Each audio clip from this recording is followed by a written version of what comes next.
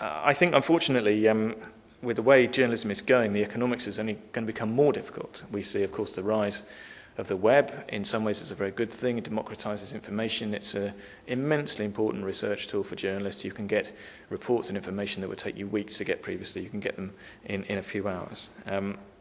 However, it does mean quite clearly, is draining money out of journalism. It's much harder to make money from a web-based product than a print-based one, and that means fewer reporters. And it also means, frankly, less authoritative reporters. We talk about citizen journalism, and that's fine. There's nothing wrong with that. But I'm a citizen as well, and I happen to think, along with the Guardian reporter David Lee, that we do need to make the point that not all voices are equal in this debate. Not all voices are equal. Some voices have more skill at investigating than others. Some voices have more knowledge and specialist expertise than others. Those voices should be heard more than others. Journalism is not something that anyone can just walk in off the street and do straight away and be brilliant at straight away.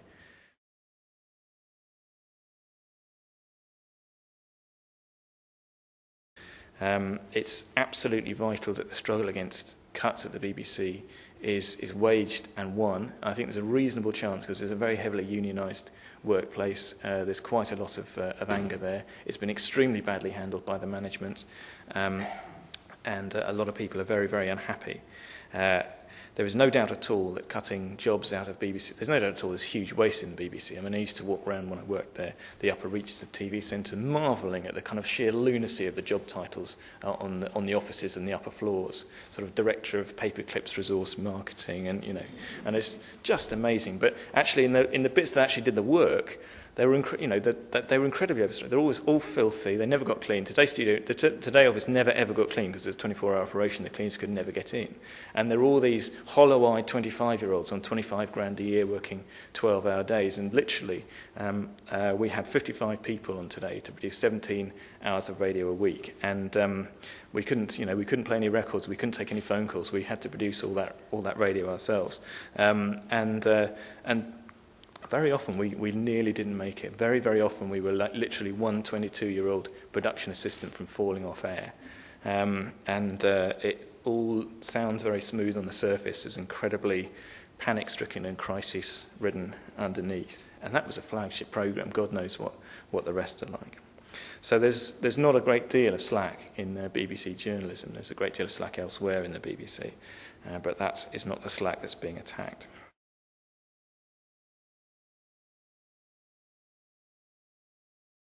There's no doubt at all that the intelligence services use the media. I think it's a bit subtler than you say. I mean, I don't think they actually wanted a war. I think they were rather horrified, to be honest, the way they got drawn in the end. They allowed themselves, I think they realised, well, I know they realised that it was a serious mistake to allow themselves to be drawn in this political arena in that sort of way, but they nonetheless do have, they are not beyond, manipulating the media through briefings of selected journalists, which you either have to take or leave, and all too many journalists do take them, of course. We see that, we continue to see that in all the response about 7/7, the claims made by intelligence sources in the aftermath of that, nearly all been exposed as untrue. The claim, for instance, that the bombers were not known to the intelligence service, that's been exposed definitively as untrue. So, basically, too many journalists talk to intelligence sources, too many journalists believe what they hear. Now, I talk to them, but I take what they say with a big pinch of salt.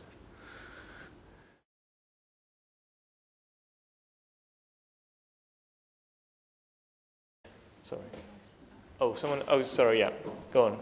How do you feel about the fact that there's a growing movement within the world at the moment asking for a new investigation into the 9/11 attacks? I haven't personally done any work at all on the 9/11 alternative theories. Let me not call them conspiracy theories. Well, I can tell you one thing. I'm an engineer, and I have been for 3 years, and I have a degree. And buildings don't collapse due to fire. There's steel, and the heat will dissipate throughout the whole structure. You will not get a localised hotspot to initiate a collapse. Yeah. Well, I mean, to be honest, without actually going and looking at it in any detail, I can't know whether the official accounts are credible or not, and I never have looked. But what I'm worried about is this is such a monumental day, in terms of all our fate and our destiny, that not one newspaper or mainstream media channel is even touched on this. And I'm amazed that they can have this much control to keep something as important as this out of the newspapers. And I'm just like, wow, how the hell do they do that? I don't know. All I can say is I have never looked at it. But that's the problem, though. Why not? Is that the term conspiracy theory?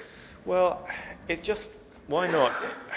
Because it's really obvious. I mean, it's really, really obvious. No, I mean, my feeling is, look, I mean, I'm not quite so cynical as you. I don't think that a government would do something that horrific to its own citizens. I really don't. I don't think it's cynicism. I haven't come to this conclusion lightly.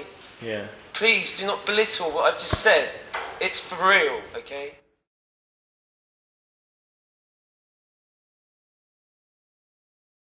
It never really bothered me when the Sun slagged me off and stuff like that, because I knew it was all just Westminster Games. But I think he didn't realise it was, and he took it very, very, very much to heart. When the government, the government broke a number of promises to him. Of course, they said his name wouldn't be made public. It was. They said he wouldn't have to appear in public. He did. They deliberately belittled him in his status. They said he was a junior employee, which simply wasn't true, and another junior employee, and seem to be quite a lot of those. And so I can see why it was so upsetting for him. I do, by the way, in case anyone wants to ask, do believe he committed suicide. I don't think that the question. I know there's some quite interesting evidence brought out by Norman Baker MP, who I know very well and like. And Norman came to me actually when he was researching the book and said, I don't think he committed suicide. And I said, actually, I do, because the question I keep coming back to is, in whose interest could it possibly have been to murder him? The fact is, his death plunged the British government into the worst crisis it's ever faced, a crisis from which it still hasn't really recovered, so it simply wouldn't have been in their interest to murder him, even if you do believe, as I do not, in fact, that they are in the habit of going around popping off their own employees in the middle of fields in Oxfordshire. I think they'd have done it a lot more neatly than that, and a lot more quietly, in a time of a lot less, if they wanted to. So that's my thing on Kelly.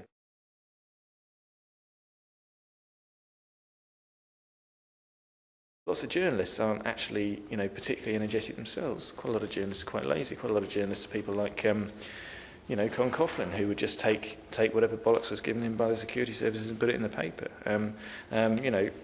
That there is still one of the nice things I found when I went into journalism. And when I started, my first job in Fleet Street was on the Sunday Telegraph, and I thought, am I going to be able to cope? Is it going to be all right? Is it they're going to be all incredibly high-powered, and it's going to be, they're all going to be incredibly knowledgeable and incredibly clued in. It wasn't like that at all, actually. They were quite clever, most of them, but it wasn't stratospherically clever. And actually, if you're any good at all, you really can shine in journalism. You really can.